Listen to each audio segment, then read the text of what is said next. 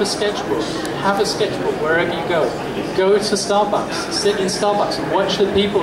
Everyone's different. You're all sitting in different ways. You're all listening. You're all facing this way. But every one of you is in a different pose. Now, if I was an animator with a sketchbook, I'd be sitting there and drawing all your poses, just as a memory of what I'm seeing. Because, believe me, imagination is a great process.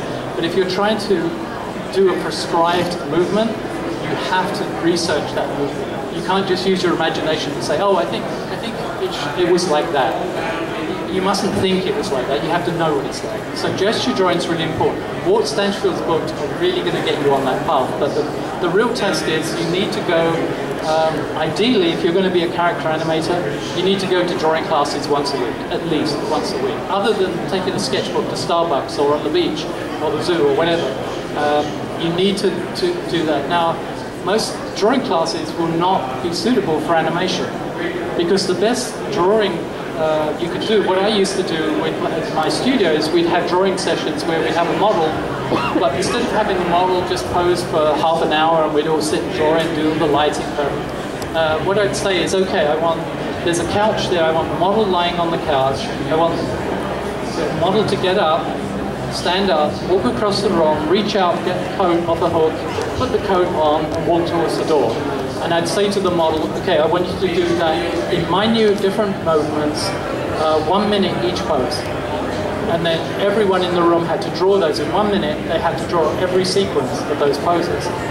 And then when they'd finished, and I encouraged them, although you can't really make this happen, but I encouraged them to keep their drawings pretty much the same size on the page. And then I'd get them to scan them and individually put them into frames, and then they'd play it back to see the movement. Because you could actually get what we call post-test movement out of that. But it would give you an idea of how the movement unfolds and how accurately your drawings have captured that in those quick 1 minute gesture drawings. So you begin to understand something like this, somebody picking up a sack. This is not a perfect example. I couldn't find original drawings from a drawing class. But this is the idea. So somebody in a process of picking up a sack and maybe walking off and throwing it onto the ground or throwing it onto a truck and then walking away. You could get a model to do that and you could sketch that out and videotape it and play it back and analyze it and analyze it and analyze it until you actually know it inside and you can feel it. So that's what I'm talking about, gesture drawing. To get to really good gesture drawing, you have to do your exercises and drawing classes, sketchbooking, going out into the world is the best way, not just photographs on Google. Okay, this was a student of mine, another student of mine, who actually did this. She wanted to do this flick-flack, and she spent a week just working out the drawings, just researching it, putting it in this form. I'll go back to it. Just putting in these post-tests, but absolutely analyzing how that figure moves and timed it out. And that meant her animation, instead of being there, was subtly there. This is the animation that came out of that. And for a student, that's amazing animation. It really is. But most of the time we spend drawing, not animating in a computer. The computer animation fell into place very quickly. The real work was done with the sketches. So that's what I'm talking about, the value of drawing. Excuse me. I'm trying to catch up on myself, sorry. So, as an animator, what you need to do is carry around in your consciousness a data bank of movements, of poses and movements that you've seen and maybe forgotten. If you just look everywhere, you watch people walking down the street, as I said, you're all sitting there in very different ways. You watch people walking, everyone puts one foot in front of the other and the arms swing in counter action with the feet. We all know how people walk, but you actually look at people walking and you'll see how different they are. Now, if you're a personality animator or character animator, you need to know why they're walking differently and what is their mood? What is their objective? Are they trying to get there fast, or are they trying to drag their feet because they're nervous? They're going to the dentist, are they going to run? No, they're going to drag their feet, especially kids. How does that work in animation terms? How does it work in gesture terms? So that's where you're building up a data bank by doing drawings and sketching of people doing that. I like to take my students out into into the outside, around the Space Needle in the park here and everything, and say, look at the different people, try and capture why that person is dragging, and why that person is aggressive, and why that, try and capture it in one walking point. It's very quick in a gesture drawing. And that's really what you need to do to get better and better at it.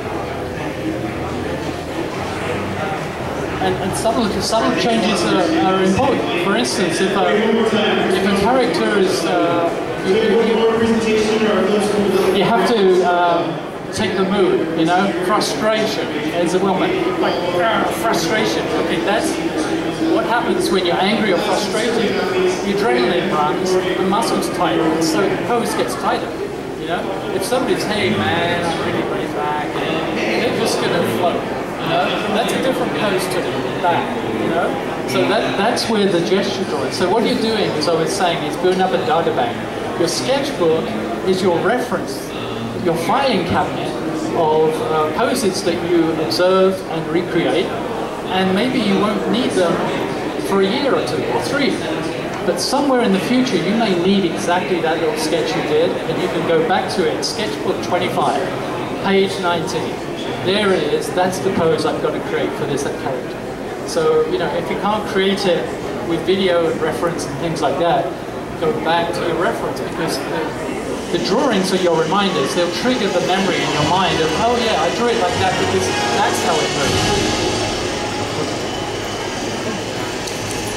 So, something like this, The Illusionist. Has anyone seen The Illusionist? Yeah. Very different film, one of the most beautiful films ever made from an artistic point of view. But to create that beauty, you've got to be an artist of many dimensions. You've got to know light, you've got to know composition, you've got to know design, furniture design, you've got to know history, you've got to know all these things. As an artist, you go out and you sketch and you make notes and you just research the whole thing. If you can't draw, how are you going to do any of that? You know? So that's why, again, I'm emphasizing the fact drawing is such an amazing tool that you need to bring to the technology. Okay, so in terms of getting in the industry, this is one of the books that I wrote. I actually went around to a lot of studios, game studios, film studios, forensic animation studios, medical animation studios, and said, what are students not giving you? What is it, what's good and bad of what students are learning? What do you need from students?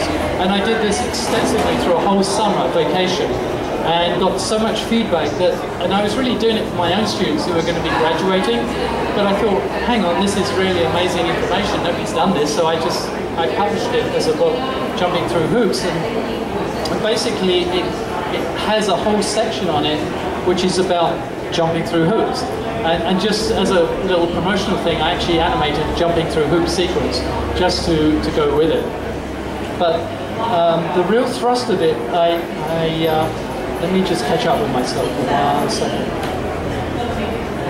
I asked people, you know, what is it you need? And nearly everyone said to me, drawing skills. We're so frustrated. Students are not being taught drawing skills anymore.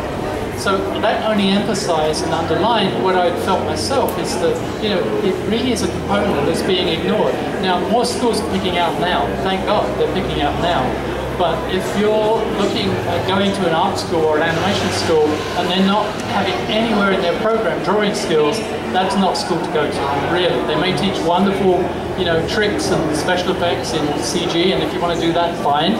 But if you want to be a character animator or you want to be a significant animator, you've got to find somewhere that gives you drawing skills ability as well. And really, it's, as I said before, just going out with a sketchbook, just drawing, in this case at the San Diego Zoo, this case of putting a child in front of you, just moving, just quickly sketch it down. Take advantage of everything life gives you. It's all free, you don't have to pay for any of this. It's not like apps. It's not like, you know, subscribing to anything. You don't have to give them your email address. They're just sitting there sketched out. Do it.